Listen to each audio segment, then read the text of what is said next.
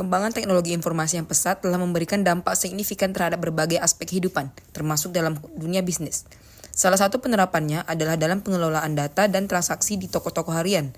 Toko harian, terutama yang berskala kecil hingga menengah, seringkali menghadapi tantangan dalam mengelola transaksi penjualan, memantau stok barang, serta memberikan pelayanan yang cepat dan efisien kepada pelanggan. Proses yang dilakukan secara manual tidak hanya memakan waktu, tetapi juga rentan terhadap kesalahan manusia. Program ini diharapkan dapat meningkatkan efisiensi operasional toko, mengurangi kesalahan dalam perhitungan, serta memberikan pengalaman belanja yang lebih baik bagi konsumen. Selain itu, laporan harian yang dihasilkan oleh program ini akan mempermudah pemilik toko dalam mengambil keputusan berdasarkan data yang terstruktur dan akurat. Dengan program ini, simulasi pengelolaan transaksi di toko es krim akan menjadi lebih profesional dan terorganisir.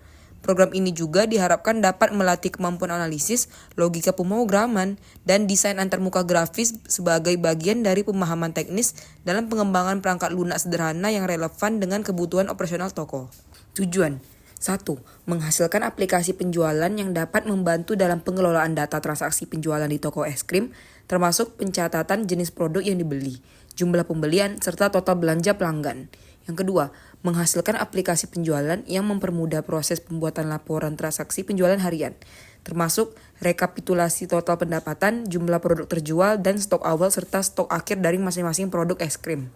3. Mengidentifikasi produk es krim terlaris berdasarkan laporan transaksi untuk mendukung evaluasi penjualan dari perencanaan stok berikutnya.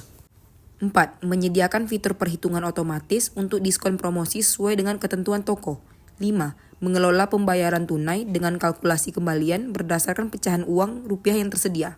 Manfaat: membantu pihak toko dalam mencatat data transaksi secara terstruktur, termasuk jenis produk yang dibeli, jumlah pembelian, total belanja, diskon, dan uang kembalian. Yang kedua, mempermudah pihak toko dalam membuat laporan transaksi penjualan harian, laporan produk yang paling banyak terjual, serta laporan stok awal dan stok akhir produk. Yang ketiga, memastikan ketepatan dalam penghitungan total belanja, diskon, dan uang kembalian dengan fitur otomatisasi, sehingga meminimalkan kesalahan manual yang sering terjadi pada pencatatan konvensional. Yang keempat, menyediakan sistem pembayaran yang cepat dan mudah dengan perhitungan kembalian berdasarkan pecahan uang tunai yang umum digunakan. Yang kelima, menyediakan rekapitulasi pendapatan harian yang akurat untuk membantu pihak toko dalam mengevaluasi performa, penjualan, dan mendukung pengambilan keputusan berdasarkan data yang terstruktur. Baik, di sini saya akan mulai mendemokan program yang telah kami buat, yaitu tentang toko kasir es krim. Di sini kami mendesain manual menggunakan J-frame. Di bagian desain ini terlihat. Lalu kita akan mengcompile-nya untuk mendemokannya. Baik, di sini tertampil yaitu sistem yang telah kami desain. Jika kita ingin membeli atau menambahkan barang, kita klik produk yang ingin kita beli. Lalu kita keluar memasukkan jumlahnya. Jika kita masukkan jumlah 3, kita klik OK, dia masuk ke bagian di keranjang ini tertampil. Lalu kita masukkan jumlah pembayarannya. Kita klik bayar. Keluarlah struk pembayaran yang berisi tentang detail pembelian, total belanja, dan diskon. Diskon ini didapat karena dua hal ketentuannya, yaitu jika pembelian di atas 50.000 mendapatkan diskon 10%, dan jika pembelian di atas 40.000 tetapi di bawah 50.000 maka didapatkan diskon sebanyak 5%. Karena di sini di atas 50.000 maka didapatkan 10% diskonnya. Lalu ini di sini juga ada total bayar yang sebenarnya dan pembulatan.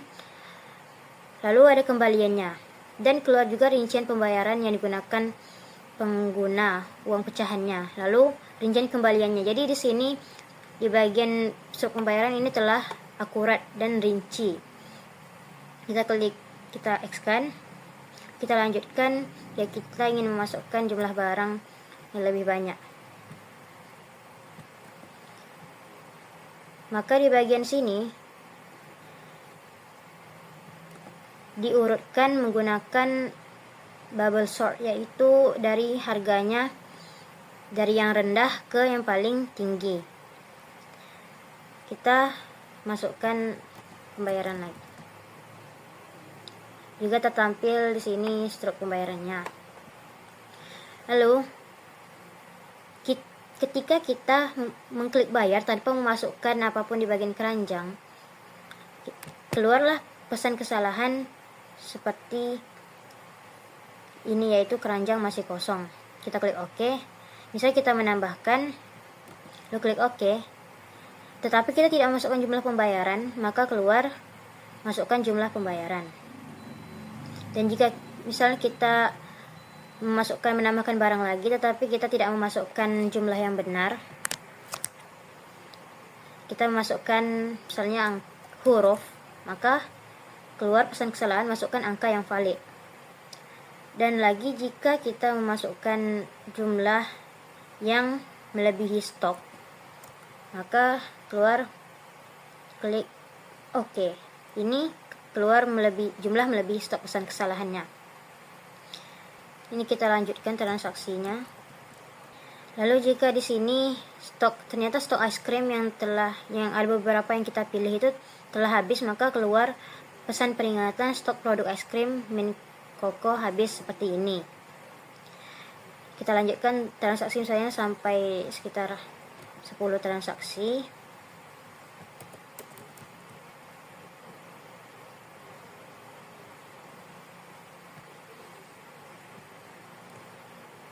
Jika transaksi kita sampai 10, keluar pesan konfirmasi yaitu sudah mencapai 10 transaksi. Jika kita klik yes, maka keluar laporan penjualan kita yang berisi jumlah transaksi, total pendapatan, dan rincian penjualan, yaitu yang telah terjual berapa es krim, dan laporan stok barang yang tersisa juga. Ini kita bisa melanjutkan hingga stok barang telah habis. Dan tidak harus sampai 10 transaksi. Karena ini telah diakhiri, kita klik OK. Misal kita mencoba untuk menghabiskan stok, maka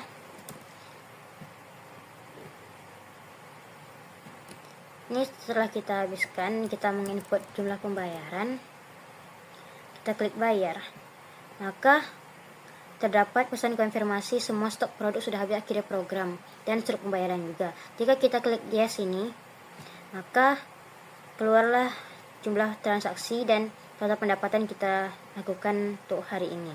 Sampai di sini demo yang dapat saya lakukan. Selanjutnya yaitu tentang penjelasan programnya. Ini adalah kelas dari tokokasir.java. Nah, yang pertama adalah dapat kita lihat bahwa ini adalah library yang telah diimport.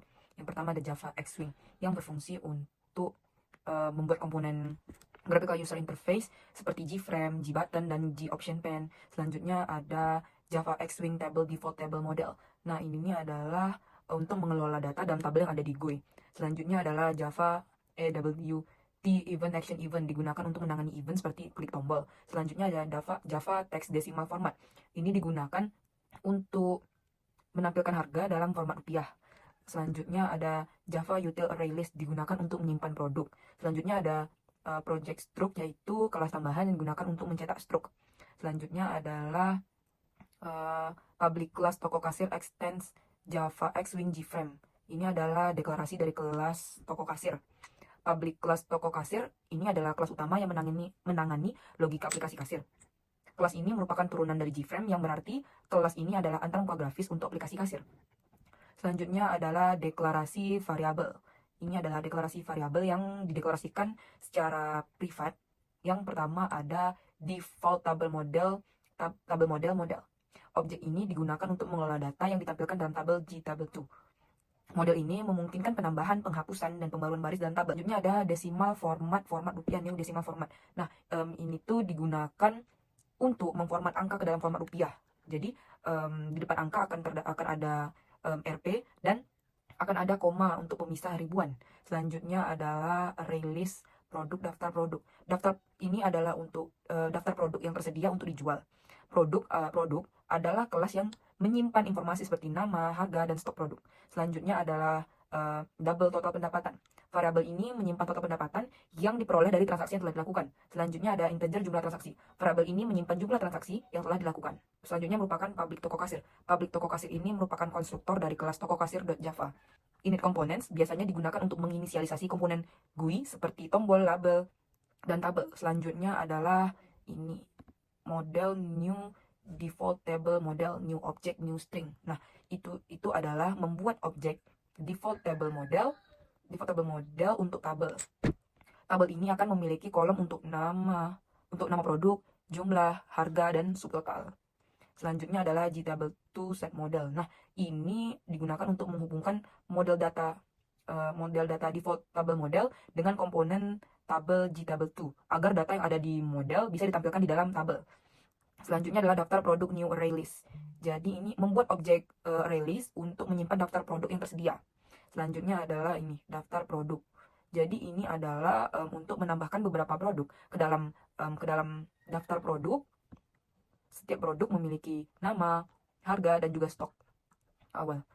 Nah, selanjutnya di sini ada kita lihat set size, yaitu digunakan untuk mengatur ukuran jendela aplikasi menjadi 800 pixel dikali 600 pixel. Selanjutnya ada set location relative to, yaitu untuk menempatkan jendela aplikasi itu berada di tengah layar. Selanjutnya adalah event handler untuk tombol produk. Untuk setiap produk terdapat event handler yang akan dipanggil saat produk diklik. Setiap tombol ini akan memanggil metode tambah produk untuk menambahkan produk ke dalam daftar belanja. Contohnya yang pertama adalah button dari es coklat strawberry. Nah, jadi di sini setiap metode ini memanggil metode tambah produk dengan parameter indeks produk dalam daftar produk. Misalnya, jika tombol es coklat strawberry ditekan, produk pada indeks 0 akan ditambahkan. Begitu juga seterusnya. Oke, selanjutnya kita ke private void update total. Nah, di sini ada looping baris tabel. Nah, jadi model.getRowCount ini fungsinya untuk mendapatkan jumlah baris dalam tabel. Jadi untuk setiap baris, model.getValue at i,3 ini digunakan untuk mengambil nilai dari kolom keempat subtotal untuk produk yang ada di baris tersebut. Jadi nilai subtotal yang awalnya dalam format RP dan koma, jadi kita gunakan replace. Ini ada replace, jadi replace yang pertama ada replace RP untuk menghapus RP dan replace koma untuk menghapus koma. Tujuannya agar kita bisa mengonfirmasinya ke tipe data double. Nah, selanjutnya adalah penambahan total. Nilai yang telah dibersihkan diubah menjadi angka dan ditambahkan ke variabel total. Jadi setelah semua baris dihitung, total label set text digunakan untuk menampilkan total harga yang telah dihitung. Nilai total diformat menggunakan objek decimal format, yaitu format rupiah dot format total untuk menambahkan format rupiah. Oke, selanjutnya adalah kita ke private void tambah produk integer index. Nah, ini itu produk yang dipilih diambil dari daftar produk menggunakan parameter indeks untuk memilih produk yang sesuai. Selanjutnya adalah pengecekan stok. Jika stok kurang dari atau sama dengan 0, maka pesan peringatan akan ditampilkan melalui the option and show message dialog, yaitu dan fungsi akan keluar menggunakan return. Selanjutnya adalah input jumlah. Dialog input meminta pengguna untuk memasukkan jumlah produk yang ingin dibeli. Jika pengguna menekan tombol cancel, maka jumlah STR akan bernilai 0 dan fungsi akan berhenti. Selanjutnya adalah validasi jumlah. Mengubah input yang berupa string menjadi angka. Dengan integer parse in jumlah STR. Jika jumlahnya tidak valid atau kurang dari 1 atau melebihi stok yang ada, maka pesan kesalahan akan ditampilkan dan fungsi akan berhenti. Pesannya adalah jumlah melebihi stok. Nah, selanjutnya adalah penghitungan subtotal. Jika input jumlah valid, stok produk akan dikurangi sebanyak jumlah yang dibeli. Dan subtotal dihitung dengan mengalihkan harga subtotal dihitung dengan mengalihkan harga produk.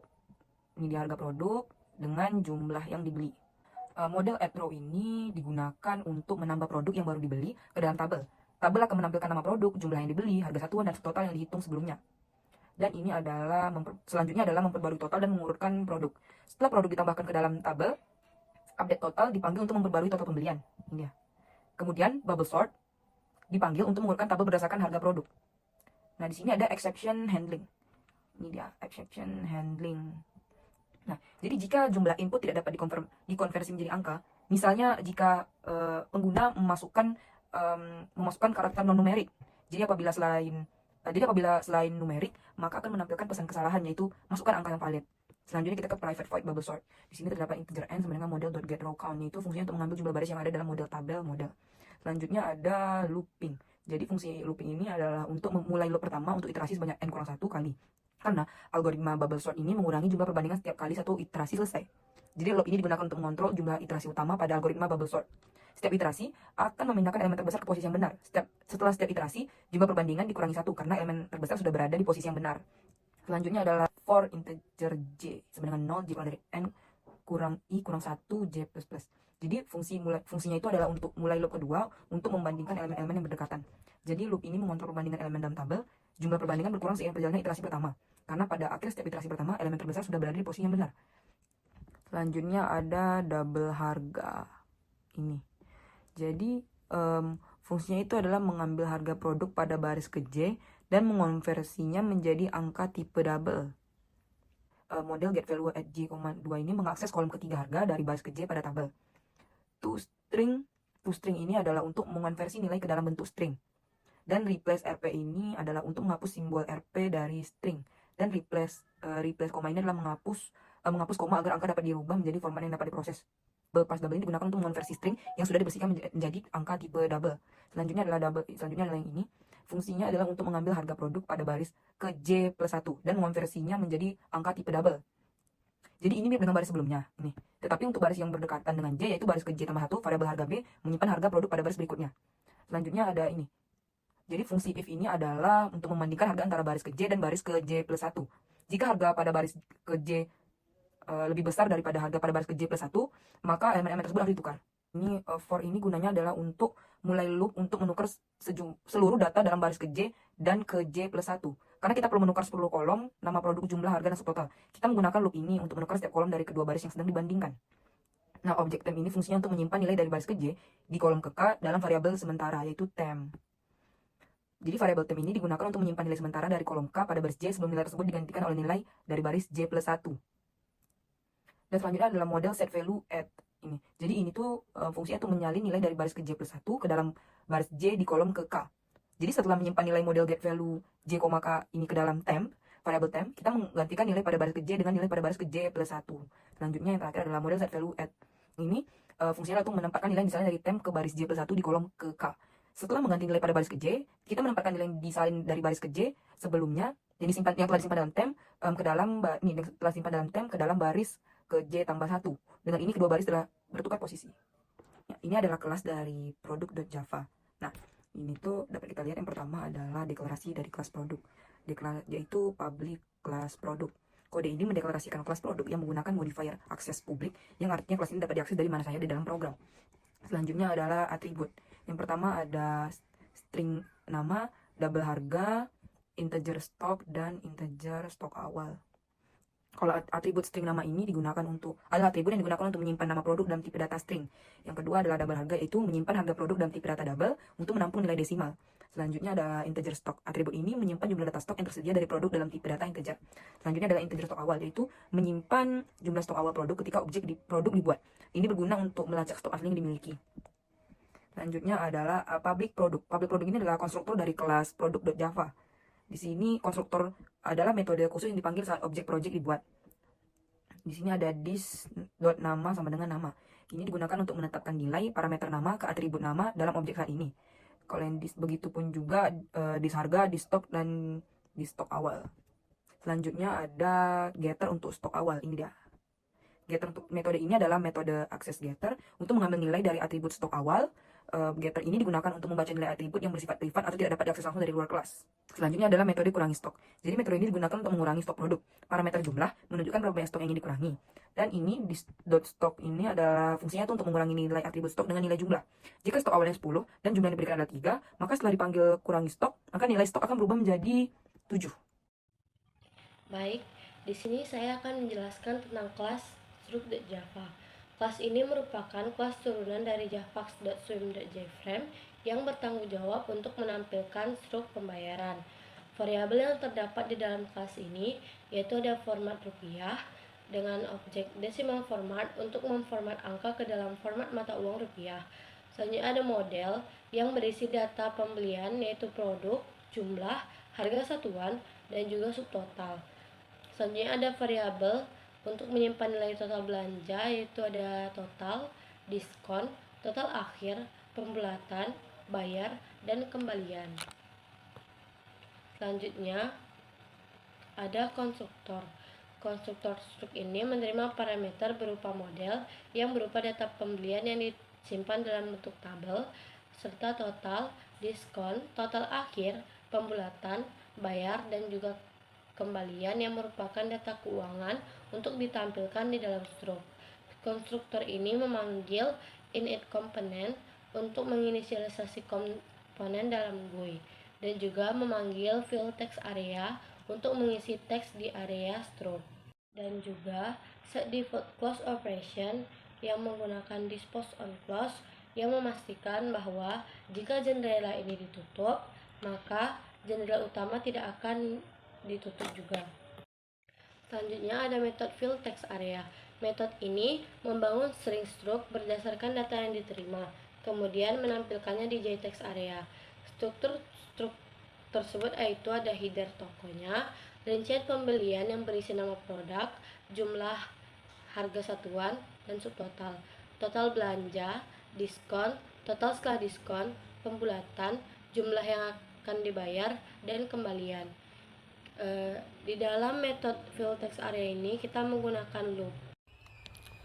Lalu ada metode breakdown payment. Di sini kita menggunakan string builder result yang digunakan untuk menyimpan hasil akhir yang berisi rincian pecahan uang yang akan digunakan untuk membayar jumlah bayar. Lalu kita menggunakan array, yaitu array pecahan yang akan mendeklarasikan nilai-nilai pecahan uang yang diurutkan dari yang terbesar, yaitu Rp100.000 sampai ke Rp100. Di metode ini kita juga menggunakan looping. Jadi loop for ini digunakan untuk mengiterasi array pecahan. Setiap kali loop berulang, variabel pecah akan berisi satu nilai dari array pecahan. Sedangkan kondisi if memastikan bahwa hanya pecahan yang digunakan untuk membayar uang yang dimasukkan ke dalam hasil. Jika jumlahnya lebih besar dari 0, maka pecahan tersebut digunakan. Jika jumlahnya lebih kecil dari 0, berarti pecahan ini tidak dibutuhkan untuk membayar jumlah uang yang tersisa. Jika blok kode dalam if jadi. Ada juga metode breakdown change. Metode ini hampir sama dengan metode sebelumnya, yaitu breakdown payment, tapi ini digunakan untuk menghitung kembalian pada parameter kembalian. Di sini kita juga menggunakan string builder result untuk menyimpan rincian pecahan uangnya, dan juga array-array pecahan yang sama dari Rp100.000 hingga ke Rp100. Kita juga menggunakan loop for untuk mengiterasi array-nya dan memproses setiap pecahan uang yang ada. Di sini kita menghitung jumlah pecahan untuk kembalian. Pada setiap iterasi, program menghitung berapa banyak pecahan pecah yang akan digunakan untuk memberikan kembalian. Pembagian dilakukan antara kembalian dan pecah. Sedangkan kondisi if memastikan bahwa hanya pecahan yang digunakan untuk memberikan kembalian yang diproses. Jika jumlahnya lebih besar dari 0, maka pecahan tersebut digunakan. Jika sama dengan 0, maka pecahan ini tidak diperlukan dan program akan melanjutkan ke pecahan berikutnya. Jika jumlahnya lebih besar dari 0, pecahan tersebut akan ditambahkan ke objek result dalam format yang sudah diformatkan dengan rupiah. Setelah memproses pecahan tersebut, sisa kembalian dikurangi dengan jumlah yang sudah dibayar menggunakan pecahan tersebut. Lalu, hasil looping ini akan dikembalikan dengan spasi atau baris kosong yang tidak diinginkan dihapus menggunakan trim.